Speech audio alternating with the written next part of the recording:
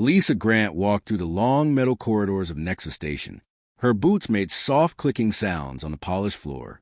The station was huge, bigger than any human city she had ever seen. Ships from dozens of different worlds docked here every day. The air smelled like recycled oxygen mixed with strange alien scents she could never quite identify. She wore her blue diplomatic security uniform with the Earth Federation patch on her shoulder. Her weapon hung at her side, though she hoped she would never need to use it. Nexus Station was supposed to be neutral ground where different species could meet and talk without fighting. That was the theory anyway. Lisa stopped at a large window that looked out into space. 3 alien ships hung in the darkness near the station. The biggest one belonged to the Zephyrian Empire. It looked like a giant metal claw painted dark red. Just looking at it made her feel uneasy. Her communication device buzzed. She touched the small screen on her wrist. A message appeared from her husband, Jake. He was captain of the human patrol ship Liberty, currently 3 hours away on routine patrol duty. "How are things going, honey?" "Heard the Zephyrians arrived early." Lisa smiled and typed back quickly. "All quiet so far. Missing you. Be careful. Love you." She closed the message and continued walking. The diplomatic section was ahead. Today would be important. The Zephyrian Empire wanted mining rights on 3 worlds that humans had already claimed. Both sides said they had found the worlds first. The meeting today would try to solve this problem without war. Lisa entered the main diplomatic hall. The room was enormous with a high ceiling and seats arranged in a circle. Representatives from 12 different species sat in their special chairs. Each species needed different things. Some breathed different air. Others needed special lighting. The humans sat in normal chairs and breathed normal air, which made things easier. Ambassador Chen sat with a human delegation. He was an older man with gray hair who had been doing this job for 20 years. He nodded at Lisa as she took her position near the wall with the other security officers. The Altarian representatives looked like tall, thin birds with blue feathers. They spoke in high musical voices. The Corvin delegates were short and stocky with thick gray skin like rocks. They hardly ever talked. The melody were almost see-through and floated a few inches above their seats. Then the Zephyrians entered. Commander Vex Thorn walked in first. He was 7 feet tall with dark purple skin and muscles that bulged under his black uniform. His eyes were bright yellow and his teeth were sharp when he smiled. 2 other Zephyrian officers followed him, but they stayed back like servants. Thorn looked around the room slowly. His yellow eyes stopped on each group of aliens, then moved on. When he looked at the humans, his smile got bigger and nastier. Lisa felt a chill run down her back. "Greetings," Thorn said in perfect English, though his voice sounded like gravel in a metal bucket. "I am Commander Vex Thorn of the Zephyrian Imperial Fleet. I am here to discuss the mining rights that belong to my empire." Ambassador Chen stood up. "Welcome, Commander. I am Ambassador Chen, representing Earth Federation. We look forward to productive discussions." Thorn laughed. It was not a nice sound. Productive? Yes, this will be very productive for the Zephyrian Empire. The Altarians chirped nervously. The Corvin delegates shifted in their stone chairs. Even the floating melody seemed to dim a little. Lisa knew about Thorn from the intelligence reports. He had destroyed 3 human colonies in the Outer Rim 2 years ago. The official reason was that humans had violated Zephyrian space. The real reason was that Thorn enjoyed killing things that could not fight back. He was famous throughout the galaxy for his cruelty. But here on Nexus Station, he had to follow diplomatic rules. No weapons except for security officers. No violence. No threats. Everything had to be done through talking and legal agreements. The session began. For 2 hours, both sides presented their claims to the 3 worlds. Charts and star maps appeared on the big screen. Lawyers talked about survey dates and territorial laws. It was boring but important work. Lisa watched Thorn the whole time. He sat back in his chair, looking bored. Sometimes he would look at the human delegation and smile that sharp-toothed smile. Once, his yellow eyes met hers across the room. He stared at her for a long moment, then winked. Lisa felt her face get hot, but she did not look away. She was a security officer. She would not be intimidated by some alien bully, no matter how big he was. The meeting ended with no agreement. Both sides would meet again tomorrow. As the delegates filed out, Lisa heard Thorne talking to his officers in their own language. It sounded like rocks grinding together. She did not speak Zephyrian, but she knew enough to recognize when someone was planning trouble. The diplomatic dinner was held in the station's grand hall. Long tables were arranged in a square with representatives from all species sitting together. Special food was prepared for each group. The humans ate normal Earth food while the aliens had their own strange dishes. Lisa stood with the other security officers along the walls. She wore her dress uniform for the formal occasion. The room was filled with soft music and the gentle hum of many different languages being translated through communication devices. Ambassador Chin sat at the main table between an Altarian delegate and a Corvan representative. The Altarian picked at something that looked like glowing seeds while the Corvan chewed slowly on metal chunks. Human diplomats ate regular chicken and vegetables. Commander Thorne sat directly across from the human delegation. He was even bigger sitting down, his massive frame making the chair look like a child's toy. He had not touched his food. Instead, he stared at the humans with those bright yellow eyes. "Tell me," Thorne said suddenly, his rough voice cutting through the dinner conversation, "how does your weak species survive in this galaxy?" The room went quiet. All the alien representatives stopped eating and looked toward the human table. Ambassador Chin set down his fork carefully. "We survive the same way all species do, Commander," Chin replied politely, "through cooperation and mutual respect." Thorne laughed loudly. Cooperation, mutual respect. Such pretty words from such a small, soft species. He stood up from his chair. Even across the room, Lisa could see how much bigger he was than any human. His purple skin seemed to glow under the lights. "In my experience," Thorne continued, walking slowly around the table, "weak species only survive by serving stronger ones. Perhaps humans would make good servants for the Zephyrian Empire." The Altarians chirped nervously. The Melody representatives became almost invisible. Even the tough Corvan delegates looked uncomfortable. "We prefer partnership to servitude," Ambassador Chin said, keeping his voice calm and steady. Thorne stopped walking. He was now standing behind the human delegates, close enough to touch them. Lisa felt her muscles tense. Something was wrong. This was not normal diplomatic talk. Partnership. Thorne repeated the word like it tasted bad. What could humans possibly offer as partners? You have no great strength. Your technology is primitive. Your ships are small and weak. He placed one massive hand on the back of Chen's chair. The ambassador did not move, but Lisa could see the tension in his shoulders. "However," Thorne said, his voice getting softer and more dangerous, "human females are quite interesting to look at." Lisa felt ice in her stomach. Several other human diplomats shifted uncomfortably in their seats. Thorne's yellow eyes found Lisa across the room. Take that security officer, for example. Quite attractive for such a weak species. Lisa kept her face blank, but inside she was burning with anger. This was way beyond diplomatic rudeness. This was a direct insult and threat. "Commander Thorne," Ambassador Chin said, standing up slowly, "I think you may be tired from your long journey. Perhaps we should continue this conversation tomorrow when everyone is refreshed." "I am not tired," Thorne said, his smile showing all his sharp teeth. "I am just getting started." He walked across the room toward Lisa. Every step was deliberate and threatening. The other security officers moved slightly, but they could not do anything without starting an international incident. Thorne stopped right in front of Lisa. Up close, he was even more frightening. He smelled like metal and something bitter she could not identify. His yellow eyes looked down at her like she was some interesting insect. "What is your name, little human female?" he asked. "Lieutenant Commander Lisa Grant," she replied, keeping her voice steady and professional. "Lisa," he repeated, saying her name like he was tasting it. Such a soft name for such a soft species.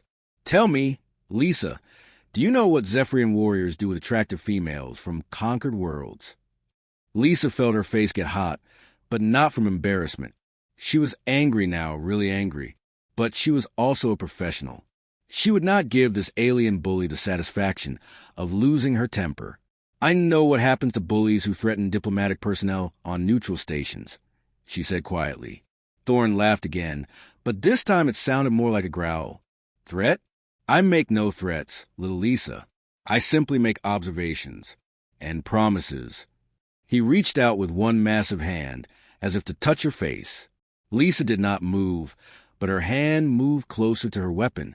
"Commander Thorne," Ambassador Chin called out sharply, "you are violating diplomatic protocol." Thorne dropped his hand, but did not step back. "Of course. Diplomatic protocol. How could I forget? Humans hide behind so many rules and words." He leaned down until his face was close to Lisa's. She could feel his breath on her skin. "But rules do not last forever, little Lisa," he whispered. "And neither does diplomatic immunity." Then he straightened up and walked back to his table like nothing had happened. The room was completely silent except for the hum of air recyclers. Lisa touched her communication device and sent a quick coded message to Jake. Situation escalating. Thorne making direct threats. May need backup soon. The next morning, Lisa woke up feeling tired. She had not slept well after the dinner. Every time she closed her eyes, she saw Thorne's yellow eyes and sharp teeth. She checked her messages. Jake had replied to her coded warning. "Understood. Changing patrol route. Will be closer if needed. Stay safe." Lisa felt a little better knowing Jake was nearby. She put on her uniform and went to the security briefing. The other human officers looked as worried as she felt. "Thorne pushed things too far last night," said Captain Rodriguez, the head of station security. "But we have to be careful. Any wrong move could start a war." "What if he tries something again?" asked Lieutenant Park. "We follow protocol," Rodriguez said firmly. "No matter what he does, we stay professional. The moment we lose our temper, we lose everything." Lisa nodded, but inside she wondered what would happen if Thorne decided protocol did not matter to him anymore. The morning diplomatic session was tense. Thorne sat in his chair like a king on a throne, saying nothing while his lawyers talked about mining rights. But his yellow eyes never left the human delegation, especially Lisa. During the lunch break, Lisa was walking to the security office when she heard heavy footsteps behind her. She turned around. Thorne was following her, alone. "Commander Thorne," she said politely, "can I help you with something?" "Actually, yes," he said, his voice sounding almost friendly. "I wanted to apologize for last night. I may have been a bit too direct with my words." Lisa was surprised. This was not what she expected. Apology accepted. "Commander." "Good." Thorne smiled, but it was not a nice smile. "Because I would hate for there to be bad feelings between us before I make my formal requests." "What request?" Thorne's smile got bigger and nastier. "I am formally requesting that you join my personal staff when the Zephyrian Empire takes control of the 3 disputed worlds." Lisa felt cold all over. "I'm sorry, but that's not possible. I serve with Earth Federation forces." "Not anymore," Thorne said calmly. "I am offering you a position as my personal assistant. The pay is very good. The work is interesting." The way he said the word interesting made Lisa's skin crawl. She knew exactly what kind of work he meant. "No, thank you, Commander. I must decline your offer." Thorne's friendly expression disappeared completely. His yellow eyes got bright with anger. "You decline? You dare to refuse a direct offer from a Zephyrian commander?" "I politely decline, yes," Lisa said, keeping her voice steady even though her heart was beating fast. Thorne stepped closer. He was so big that he blocked out the lights above them.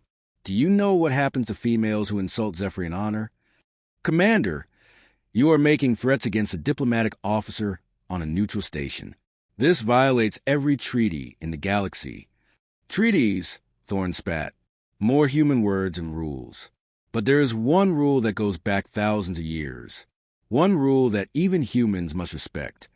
Lisa felt something very bad was about to happen. "The ancient law of personal combat," Thorne said slowly. "When honor is insulted, it can only be restored through battle. What are you talking about?" Thorne straightened up to his full height. When he spoke, His voice was loud enough for everyone in the corridor to hear. I, Commander Vex Thorn of the Zephyrian Imperial Fleet, formally challenged Lieutenant Commander Lisa Grant of Earth Federation to single combat under the ancient laws of honor. Lisa felt like the floor had disappeared under her feet. All around the corridor, aliens stopped what they were doing and stared. Several of them made shocked sounds in their own languages. "You cannot be serious," Lisa said. "I am completely serious," Thorn replied. "You have insulted my honor by refusing my generous offer. Under Zephyrian law, this insult can only be answered with combat."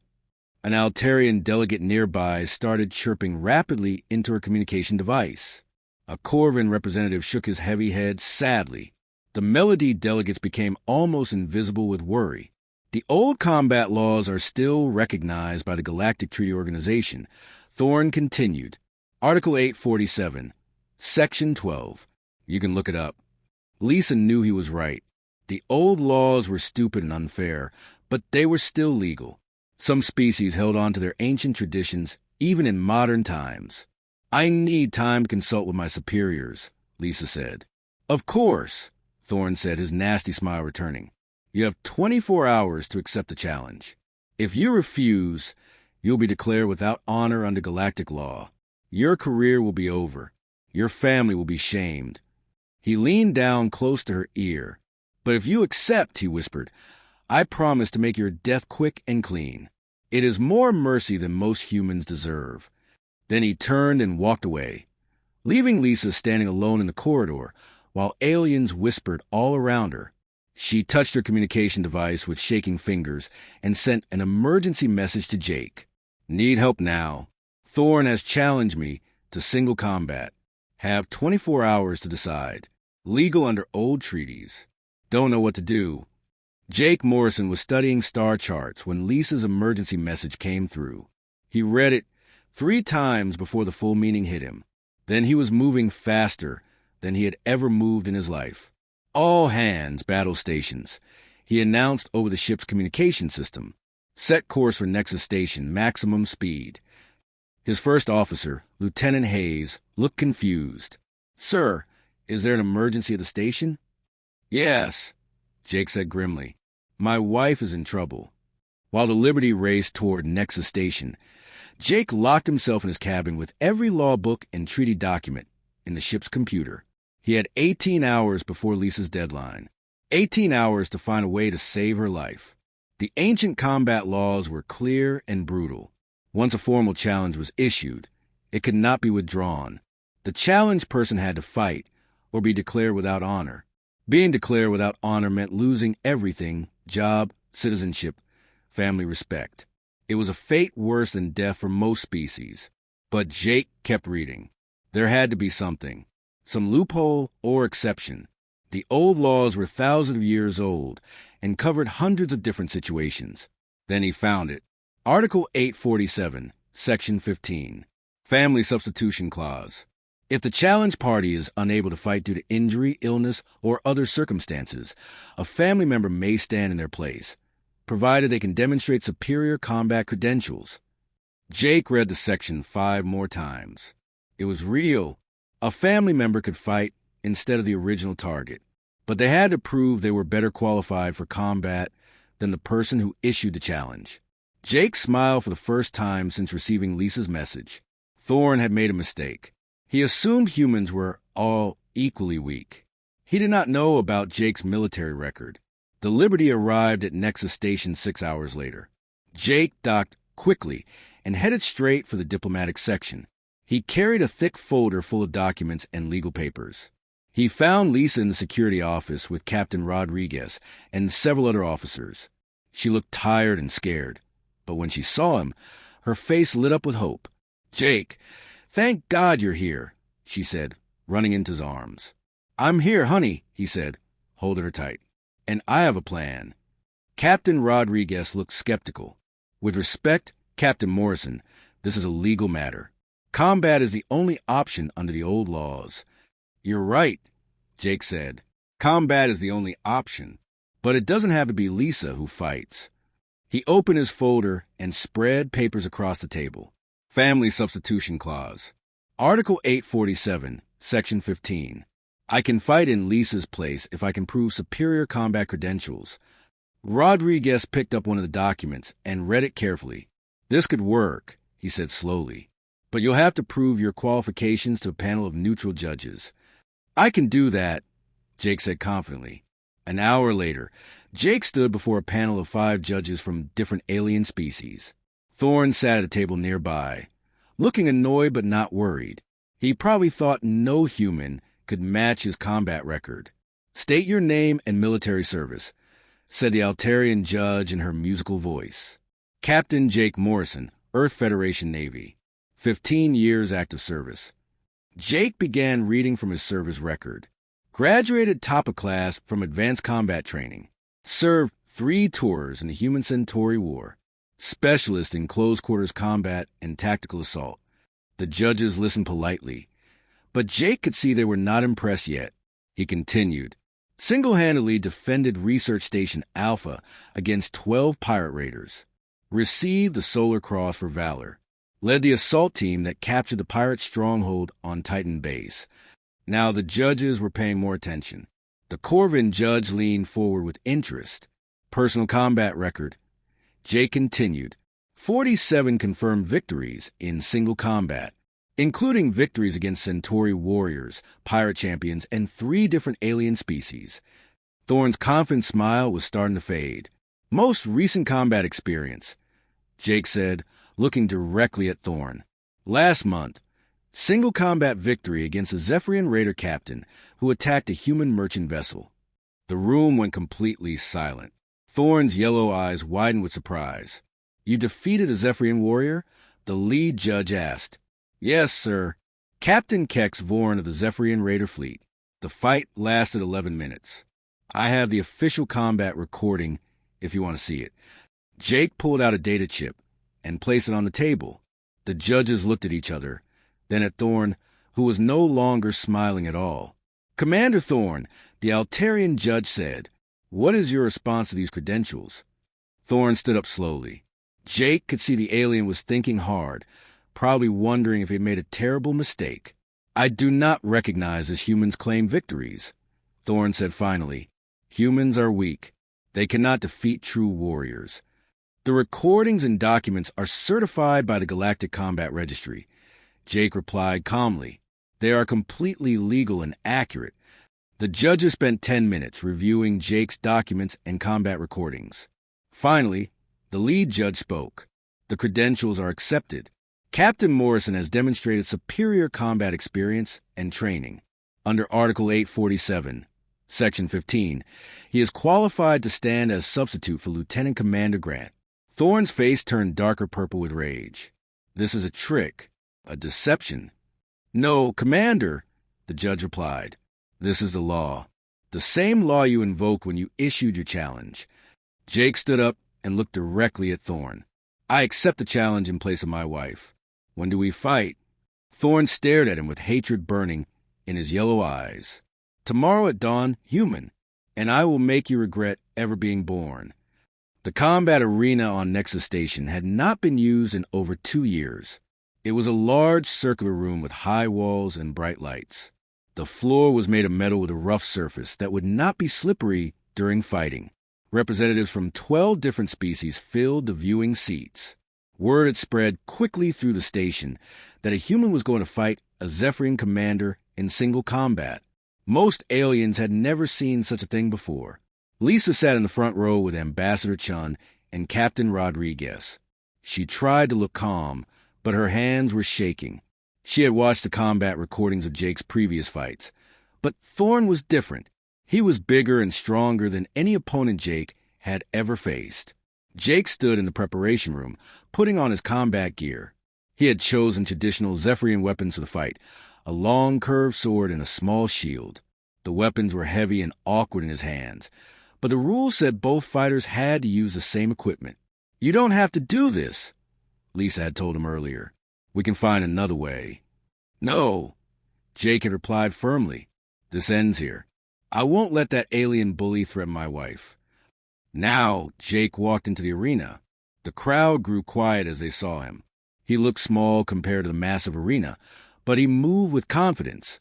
He had fought in worse places than this. Thorn entered from the opposite side. He was even more frightening in combat gear. His black armor made him look like a giant metal monster. He carried his sword and shield like they weighed nothing. His yellow eyes burned with hatred as he looked at Jake. The Altarian judge stood in the center of the arena. "This is formal combat under the ancient laws," she announced in her musical voice. "The fight continues until one combatant yields or cannot continue. Are both fighters ready?" "Ready," Jake said quietly. "Ready," Thorn growled. "Begin combat." Thorn attacked immediately. He came at Jake like a charging bull, his sword swinging in a wide arc that would have cut a normal human in half. But Jake was not there when the sword arrived. He had rolled to the side and come up behind Thorn. Jake's sword hit Thorn's armor and bounced off without doing damage. Thorn spun around faster than Jake expected and backhanded with his shield. Jake flew backward and hit the arena wall hard. The crowd made shocked noises. Several aliens thought the fight was already over. But Jake got up. His face was bleeding and his left arm hurt, but he was still standing. Thorn looked surprised. "Still want to fight, little human?" Thorn asked mockingly. Jake did not answer. He was studying Thorn's movements, looking for weaknesses. Every fighter had them, even giant alien warriors. Thorn attacked again, but this time Jake was ready. He dodged the first sword strike, blocked the second with his shield, and ducked under the third. Thorn was strong and fast, but he fought like he was used to winning quickly. He wasted energy on big, powerful attacks. Jake fought differently. He moved constantly, staying just out of reach of Thorn's powerful strikes. He landed small cuts on Thorn's arms and legs. None of the wounds were serious, but they were adding up. "Stand still and fight like a warrior," Thorn roared in frustration. "I am fighting like a warrior," Jake replied calmly. "A human warrior." The fight went on for 20 minutes. Thorn was getting tired from swinging his heavy sword at a target that would not stay still. His attacks were becoming slower and less accurate. Jake was tired too, but he was used to long fights. He had learned patience in the war. Then Thorn made his mistake. He put all his strength into one massive downward strike that would have split Jake in half. But Jake stepped to the side at the last second. Thorn's sword hit the metal floor and stuck there for just a moment. Jake moved faster than he had ever moved in his life. He stepped inside Thorn's guard and drove his sword up under the alien's armor. The blade went deep into Thorn's side. Thorn screamed in pain and rage. He dropped his sword and grabbed Jake with both hands, lifting him off the ground. Jake could feel his ribs cracking under pressure, but Jake still had his sword. With the last of his strength, he drove it deeper into Thorn's side, finding the gap between armor plates. Thorn's grip loosened. He staggered backward, green blood running down his armor. His yellow eyes were wide with shock and pain. "Impossible," he gasped. "Humans are weak. Humans cannot defeat Zephyrians." "This human just did," Jake said, breathing hard. Thorn tried to pick up his sword, but his injured side would not let him bend over. He looked at Jake with hatred and fear. "I yield," he said finally, the words coming out like poison. The arena erupted in noise. Aliens were shouting in a dozen different languages. Some sounded excited, others shocked, and a few frightened. Jake dropped his sword and walked to where Lisa was climbing over the barrier. She ran to him and threw her arms around him, not caring that he was covered in blood and sweat. "You did it," she whispered. "You actually did it." "I told you I would protect you," Jake said, holding her close. "I always keep my promises." Behind them, Thorn was being helped out of the arena by medical staff. He kept looking back at Jake with those yellow eyes, but now they showed something new: respect and fear. The medical bay on Nexus Station was busy. Jake sat on an examination table, while a Melody doctor worked on his injuries. The Melody were experts at healing, because they could see inside bodies with their special vision. The doctor's almost transparent hands glowed softly as she fixed his broken ribs. "You are very lucky, human," the doctor said in her whispering voice. "A few more seconds in that creature's grip, and your chest would have been crushed completely." Lisa sat beside the examination table holding Jake's hand. She had not let go of him since the fight ended 2 hours ago. How long before I can return to duty? Jake asked. 3 days of rest minimum, the doctor replied. Your body took significant damage. Even human stubbornness has limits. Outside the medical bay, the entire station was talking about the fight. News traveled fast in space, and already ships were arriving just to hear the story firsthand. A human had defeated a Zephyrian warrior in single combat. Many aliens thought it was impossible. Ambassador Chen entered the medical bay with a worried expression. Jake, we have a problem. Commander Thorne is claiming the fight was illegal. He says humans use some kind of technology to enhance your abilities. Jake laughed, then winced as it hurt his ribs. What technology? Everyone saw me fight with the same weapons he used. I know that. You know that. But Thorne is making formal complaints to the Galactic Combat Registry. He says no normal human could defeat a Zephyrian without cheating. Let him complain, Lisa said angrily. The fight was recorded from 6 different angles. Every judge and witness saw it was fair. Actually, Chin said with a small smile, his complaints are helping us more than hurting us. Every time he says it was impossible for a human to win, he makes himself look weaker. 2 hours later, Jake was cleared to leave the medical bay. As he walked through the station corridors with Lisa, aliens stopped what they were doing to stare at him. Some looked curious. Others seemed frightened. A few appeared respectful. An Altarian diplomat approached them in the main corridor. Captain Morrison, I want to congratulate you on your victory. It was most impressive. Thank you, Jake replied politely. I have a question, if you do not mind, the Altarian continued. How did you know you could defeat such a powerful opponent? Jake thought for a moment. I didn't know for sure, but I knew I had to try. When someone threatens your family, you fight with everything you have. The Altarian's feathered head tilted to one side. Interesting. Zephyrians fight for conquest and glory. Humans fight for family and protection. Perhaps this explains the difference in the outcome. As they walked on, Lisa asked quietly, How are you feeling about all this attention? Honestly, I just want to go home. Jake said, But I think this is bigger than just us now. He was right. In the diplomatic meeting that afternoon, everything had changed. The alien representatives looked at the human delegation differently. They sat up straighter when Ambassador Chen spoke. They listened more carefully to human proposals. Commander Thorne was there too, his side heavily bandaged.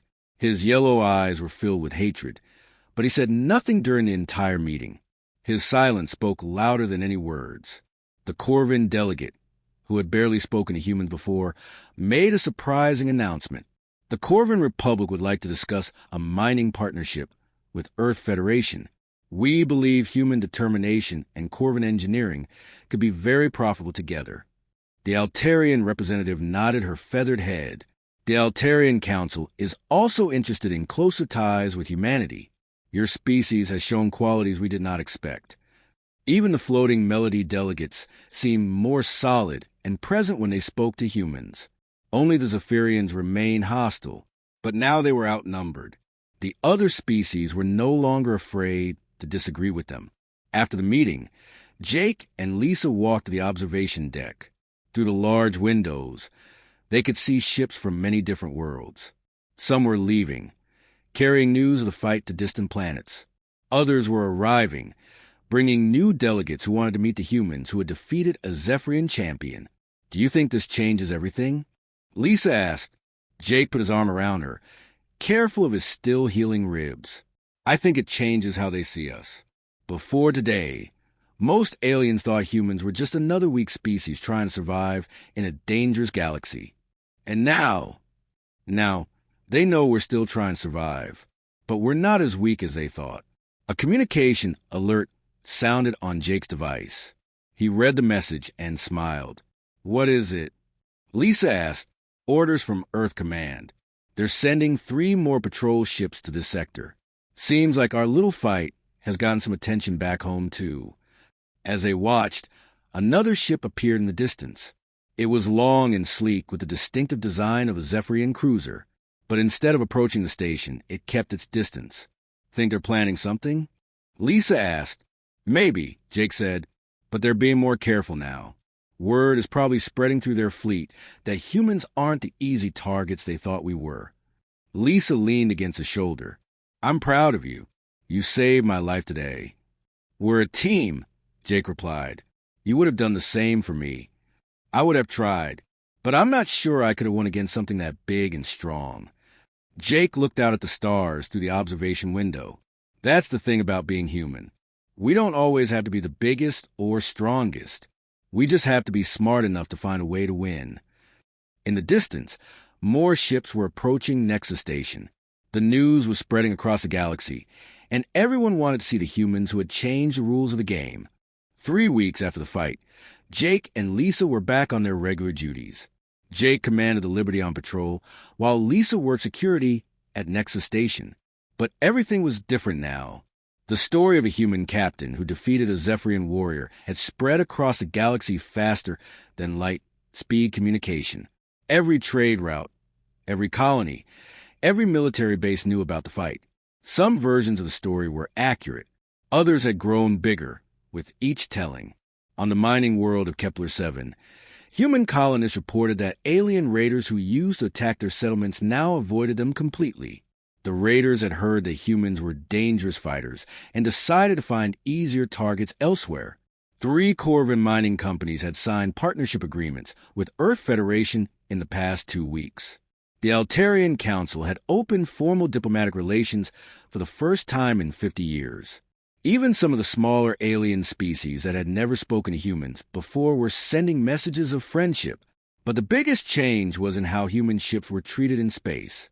Before the fight, alien vessels would often ignore human communications or demand that human ships move out of their way. Now they answered calls promptly and treated human captains with respect. Jake was reading reports about these changes when his communication officer brought him an interesting message. Sir, we're receiving a priority transmission from Zephyrian Command, Lieutenant Hayes reported. Put it through, Jake said, curious about what the Zephyrians wanted. The face that appeared on the screen was not Thorn. It was an older Zephyrian with silver markings on his purple skin and intelligent yellow eyes that looked nothing like Thorn's cruel stare. Captain Morrison, I am General Kex Vorin of the Zephyrian Imperial Fleet. I am Commander Thorn's superior officer. General, Jake replied politely. How can I help you? I wanted to personally apologize for Commander Thorn's behavior on Nexus Station. His actions were not approved by Zephyrian Command and did not represent our official policies. Jake was surprised. Zephyrians rarely apologize for anything, especially to humans. I appreciate that, General. There is more, the General continued. Commander Thorn has been relieved of his command and reassigned to a desk job on our home world. He will not be dealing with other species anymore. What happened to change Zephyrian policy? Jake asked. General Vorin was quiet for a moment. Your victory taught us something important, Captain Morrison. We have always believed that physical strength was the only thing that mattered in combat. But you showed us that intelligence, training, and determination can defeat raw power. Every species has its own strengths. Jake replied diplomatically. Indeed, which is why I am contacting you with a proposal. The Zephyrian Empire would like to establish a military exchange program with Earth Federation. We want to learn from human tactical methods. In return, we can offer training in some of our combat techniques. Jake could hardly believe what he was hearing. The Zephyrian Empire, one of the most aggressive species in the galaxy, wanted to learn from humans. That sounds like something our governments should discuss through proper diplomatic channels. Jake said, Of course, but I wanted you to know that this proposal exists because of what you did on Nexus Station. You have changed how my species views humanity. After the transmission ended, Jake sat back in his captain's chair and thought about everything that had happened. One fight had somehow changed the balance of power in their part of the galaxy. His thoughts were interrupted by another message. This one was from Lisa at Nexus Station. Jake, you need to see this. The station commander wants to meet with you when you return. 3 more species have requested meetings with human representatives this week. Also, Earth Command is sending a full diplomatic team here next month. They're calling it the most important diplomatic mission in human history. Jake smiled as he typed back, "On my way home. Can't wait to see you. I love you, and I'm proud of what you did. Not just the fighting, but everything that came after." Jake looked out at the stars through the ship's main window. Somewhere out there, Commander Thorne was sitting at a desk job, probably still angry about losing to a human. But his anger did not matter anymore. What mattered was that humans were no longer seen as the weak species that everyone could push around. The Liberty's communication officer spoke up again. "Sir, we're receiving a request for escort duty from a Melody merchant vessel. They specifically asked for a human ship." "Set course to intercept," Jake ordered. "Let's show them what human protection looks like." As the Liberty changed course, Jake thought about the future. Humans were still a small species compared to some of the galactic powers. They did not have the biggest ships or the most advanced technology. But they had something else now. They had respect. And respect, Jake had learned, was more powerful than any weapon. 6 months later, historians would mark the fight between Jake Morrison and Vex Thorne as the beginning of what they called the human renaissance. It was a moment when humanity stopped being just another minor species trying to survive and became a major player in galactic politics. But Jake and Lisa did not think about history or politics. They thought about family, duty, and the simple truth that sometimes one person standing up to a bully can change everything. In the deep space around Nexus Station, human ships now patrolled alongside vessels from a dozen different species. The galaxy was still a dangerous place, but it was a little bit safer because everyone knew that humans would fight to protect what they loved. And they would win,